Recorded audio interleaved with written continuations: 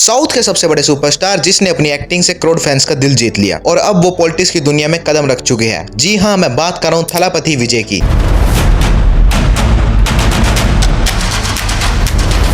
तमिलनाडु की पॉलिटिक्स में पहले भी सिनेमा से लीजेंड सीएम बने हैं। एमजीआर और जयललिता जैसे नाम आज भी मिसाल हैं। अब सबसे बड़ा सवाल उठता है, क्या विजय भी उन्हीं रास्तों पर चल के 2026 में तमिलनाडु के चीफ मिनिस्टर बन पाएंगे या फिर उनका सफर सिर्फ एक नए लीडर की शुरुआत होगा? चलिए इस वीडियो में जानते हैं।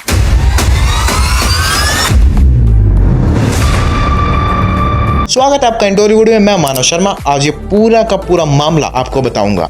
आइए देखते हैं। थलापति विजय ने 2024 में अपना पॉलिटिकल पार्टी लॉन्च किया था जिसका नाम था तामिझागा वेत्री कझागम, मतलब कि तमिलनाडु विक्ट्री पार्टी। नाम थोड़ा गलत हो सकता है, उसके लिए माफी चाहता हूँ। पार्टी लॉन्च होते ही सोशल मीडिया पे धमाका हो गया और विजय के फैंस ने इसे एक मूवमेंट बना दिया। मूवमेंट कम त्योहार ज्यादा मानो। तमिलनाडु के पॉलिटिक्स में सिनेमा कनेक्शन पुराना है। एमजीआर और जयललिता दोनों फिल्म स्टार रहे और दोनों ही तमिलनाडु के सीएम बने। विजय के पास भी वही मास फॉलोइंग है। जहां उनकी एक फिल्म रिलीज होती है तो थिएटर स्टेडियम बन जाता है। अब विजय डायरेक्टली पॉलिटिक्स में उतर आए हैं और यूथ, फैंस और नए वोटर्स उनके साथ खड़े दिखते हैं। यही वजह है कि लोग सीरियसली कह रहे हैं, क्या वो 2026 में डीएमके और एआईडीएमके जैसे बड़े पार्टीज को चैलेंज कर पाएंगे? देखो, अगर तुम तमिलनाडु के होगे तो तुम्हें ऊपर वाली बातें बहुत समझ आ रही होगी, पर तुम तमिलनाडु के अगर नहीं हो, तुम बाहर से हो, तो तुम्हें ये बातें समझ भी नहीं आ रही होगी। तो मैं सही से सीधा सीधा एक्सप्लेन करता हूँ, पूरे बेसिक से लेकर तुम्हें बताता हूँ। सबसे पहले ये जानते हैं कि तमिलनाडु में पार्टीज कौन कौन सी है। देखो, वैसे तो बहुत सारी पार्टीज है, पर जो सबसे ज्यादा दो पावरफुल पार्टीज है वो है डीएमके और दूसरी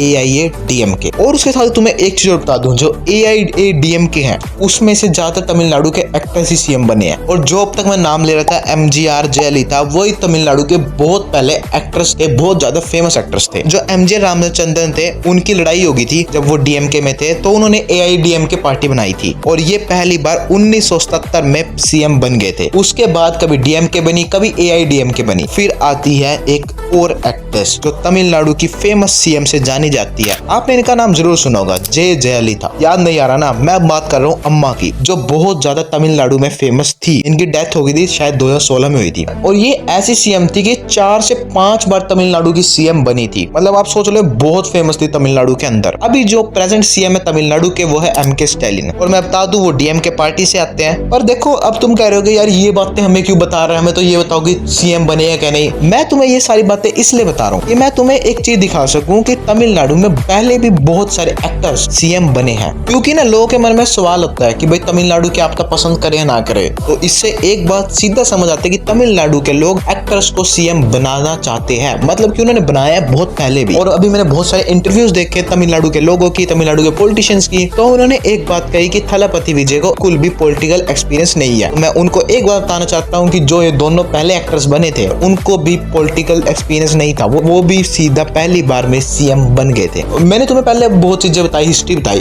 अब सीधा चांसेस की बात करते हैं कि क्यों थलापति विजय तमिलनाडु के सीएम बन सकते हैं। सबसे पहले मैं तुम्हें एक बात बता दूं कि थलापति विजय ने अभी एक रैली निकाली थी, जो उनकी पहली रैली थी और उसमें कम से कम 6 से 7 लोग आए और उन्होंने एक रिकॉर्ड ही बना दिया। क्योंकि आज तक इंडिया के अंदर किसी भी रैली में, किसी भी पॉलिटिकल भाषण में इतने लोग नहीं आए। और सबसे पहले उससे ज्यादा हमारे प्रधानमंत्री नरेंद्र मोदी जी जब डोनाल्ड ट्रंप इंडिया आए थे, उनकी रैली में आए थे, और अब थलापति विजय की रैली में आए। और एक बात और जो मैं कहना चाहूंगा, थलापति विजय पैसे के लिए पॉलिटिक्स में नहीं आए। अब भाई अगर उन्हें पैसा कमाना होता तो वो मूवीज में ही नहीं कमा लेते यार। कितना पैसा चार्ज करते हैं मूवीज का? 100-150 करोड़, 200, अभी तो उन्होंने कह रहे 350 करोड़ मूवी चार्ज करेंगे। इससे मैं ये बता रहा हूँ कि वो पैसे के लिए तो बिल्कुल नहीं। उन्होंने अपनी पार्टी का एजेंडा ही नॉन करप्शन बनाया, तो ये भी उनका एक चांस बन सकता है सीएम बनने का। थलापति विजय की मैंने एक चीज और देखी कि उन्होंने अपनी स्पीचेस के अंदर बहुत सारी कंट्रोवर्शियल बातें भी कही। और उन्होंने जिस तरह से स्पीचेस दी, वो ऐसे डरने वाली स्पीचेस नहीं थी। बहुत ज्यादा क्या बोलते हैं, एनर्जी के साथ उन्होंने स्पीचेस दी, जो बहुत बढ़िया भी लग रही थी। और उनकी जो कंट्रोवर्शियल बातें थी वो फेमस भी बहुत ज्यादा हो रही है, जिससे लोगों को पता चल रहा है कि हाँ भाई, तमिलनाडु के अंदर कोई बंदा आया है। देखो, बड़ी चीज पाने के लिए ना आप पे मुसीबतें भी उतनी ही आती है, मतलब चैलेंजेस भी उतने ही आते हैं। तो अब बात करते हैं थलापति विजय पे क्या चैलेंजेस आ सकते हैं। जो बात मुझे सबसे बड़ी दिक्कत लग रही है थलापति विजय के सीएम बनने की, वो है